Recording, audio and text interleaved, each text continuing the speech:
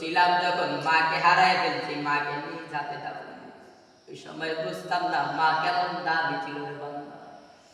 এখন মা নাই, মার দামি সভ্যতা বুঝি। মা কত পরিমাণ আমার জন্য কষ্ট করেছে, আমার নিজে এখনো পর্যন্ত মার ওই ঠাই দাবি করতে পারবো না। মাঝে মাঝে এত পরিমাণ চিন্তা করি, আজ যদি আমার মা থাকতো, মা এত পরিমাণ আদর দিয়া দিয়া আমাকে থাকতে রাখতো। আজ পথে হারা হয় হরে মা হারাইয়া ঘুরি, কিন্তু এই পর্যন্ত কেউ খবর নেয় না যে বাবা কেমন আছে। কিন্তু মা থাকলে কিন্তু আসলে খবর নিত রে বাবা।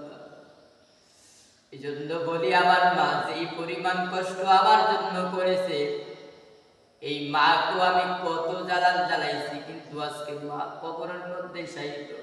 আজ যদি মা থাকতো, আজ দূরে থেকে বাড়ি থেকে দূরে থাকা লাগতো না। কিন্তু কেন থাকা লাগে জানেননি? মা তো নাই, কাকে দিয়ে মা বলে ডাকবে? এই যে আমার সন্তান হলো, আমার সন্তানটাকে এত পরিমাণ আম্মা আম্মা বলিয়া ডাকবে কেন? মার যে শান্তিটা, আম্মা বলার যে শান্তিটা, ওই শান্তি পাওয়ার জন্য। কেন আমার মেয়েটা এত পরিমাণ আমার জন্য পাগল, আমার মাও এত পরিমাণ পাগল।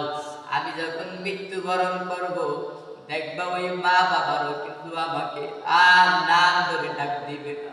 আমি যখন অন্ধকার কবরে চলে যাব, আমার গুনার পাল্লা যদি ভারী হয়ে যায়, যেই মা এত পরিমাণ দামি ছিল ওই মাও খবর নেবে না।